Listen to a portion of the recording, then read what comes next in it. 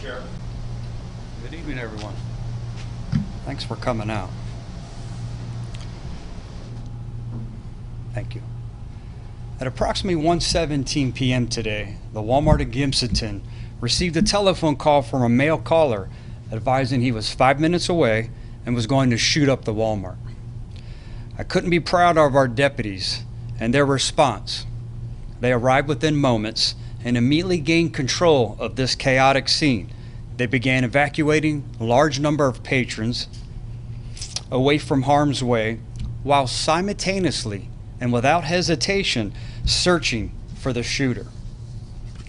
Once the Walmart was deemed safe and the immediate threat dispelled, detectives began investigating this threat. They proved again today why they are some of the best in the business. Within hours, they solved this case.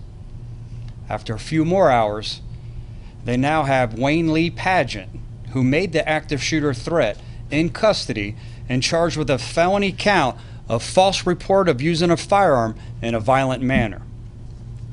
This type of behavior seeks to instill fear in people, and it will not be tolerated. These criminals that seek to make us afraid to go shopping, to the movies, concerts, work, and school are nothing but terrorists. Your sheriff's office will always call this what it is and will pursue justice to the fullest extent of the law.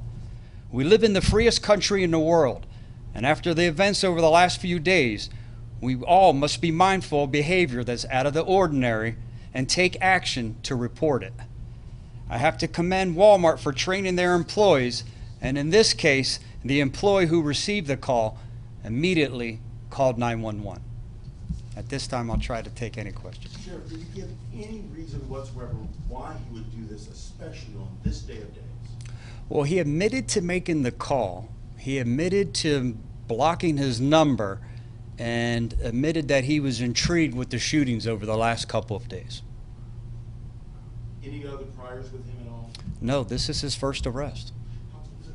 His age? 31 years of age. Where's he from? He lives down close to the Gibsonton. He lives close to the Gibsonton Walmart, and I don't know if it makes it scary after the events over the last few days, but his mom worked at the Walmart. She didn't have access to any type of telephone, so he wasn't calling her, but his mom worked at the Walmart, which immediately took my breath away because I immediately thought of the shooting the other day where he shot his own sister. Was she there tonight, the mom? Was she working? She was working when he made the call today. He didn't admit to making a threat, but admitted to blocking his number, making the call, and that he's been intrigued over the shooting, the shootings over the past couple of days. Is he own or in possession of any firearms? He was not. We didn't recover any type of firearms from the house anyway.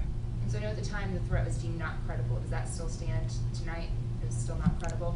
I'm sorry?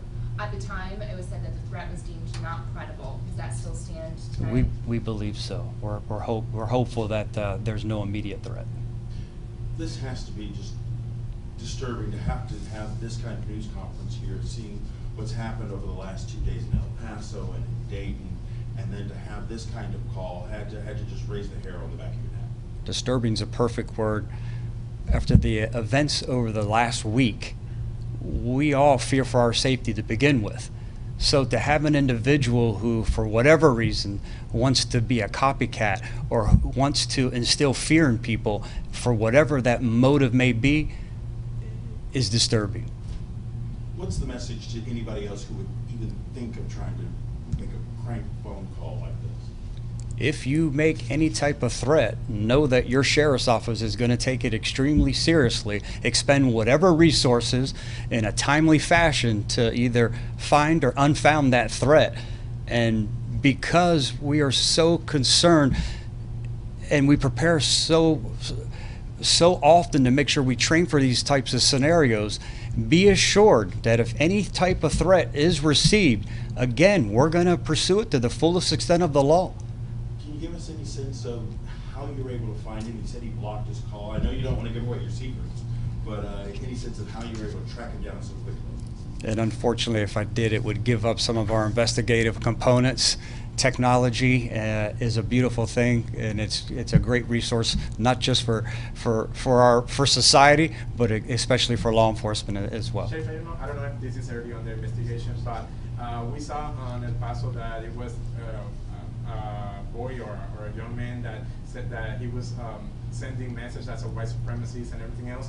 When you arrest, when the sheriff office arrests Wayne Lee, did he give you any reason why he did this? He didn't. Just like I said, only that he was intrigued over the shootings over the past couple of days. I don't know exactly what that means. They're in the process of still interviewing him now. I like you, we want to know exactly why he did this. I don't know if he'll ever admit to us exactly why he did it, but I think the more important message is there's going to be a zero tolerance in Hillsborough County for anyone who seeks to instill fear in our residents. If we could just get a couple of your thoughts just on the last couple of days, the last 24 hours, just what's been happening aside from this, but just your thoughts on the two massacres. My thoughts are that we all, as a society, need to do more about gun safety and those who possess firearms.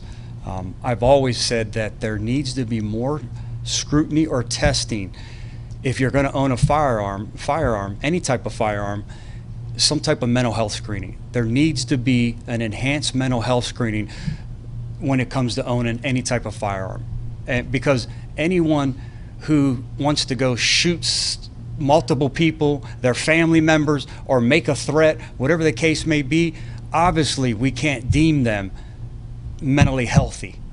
You know, no different than the 3 shootings we've had this year, the other evening, calling on our community to take action. If you know someone that needs help, that's struggling, get them the help that they need.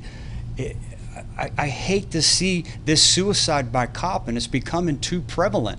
And everyone suffers. The individual suffers, the individual's family suffers, and I can assure you the deputy sheriff who has to take action suffers as well. Last question? Did he show any remorse at all to what he's done at all? He didn't show any remorse. Do you think it was funny? Was he joking? No, I wouldn't say that he thought it was funny, but he didn't appear to be remorseful for any reason. Again, he kept his comments limited, as I was just briefed here moments ago. So far during their conversation, like I said, would only admit that he did make the call, that he did take the appropriate steps to try to block his number, and that he's been intrigued with the shootings over the past couple of days. But he didn't admit to making the threat specifically. He didn't admit to making the threat. Did he deny it? Huh? Did he deny it? No, or he just didn't admit? deny it, just said that he didn't make the threat. So I guess in essence he denied it, but.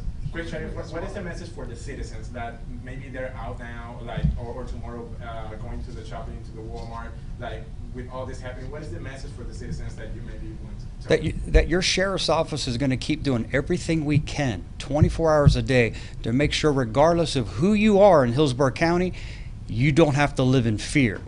So with that, if you see something out of the ordinary, something doesn't feel right, I know it doesn't, it's not in our common core. If it doesn't bother us, we don't take action. But if something doesn't look right, doesn't feel right, you have to stop what you're doing and call the authorities. I say this all the time. You will never see me or any deputy sheriff get upset because you called us and the threat was unfounded. We're never going to get upset. We'd rather you call us and it be unfounded, and we always err on the side of caution than to call us afterwards and then you, the media, interview someone or like, I knew that individual I knew something was wrong, I knew something didn't seem right. Please, take the time. We're all in this together. It can't just be a law enforcement priority. It has to be us as a society. It's 2019. If any of us are anywhere and we see something that doesn't appear normal, something out of the ordinary, take the time to call. Thank you, everyone. Appreciate everything. Thanks so much. Thank you, Amanda.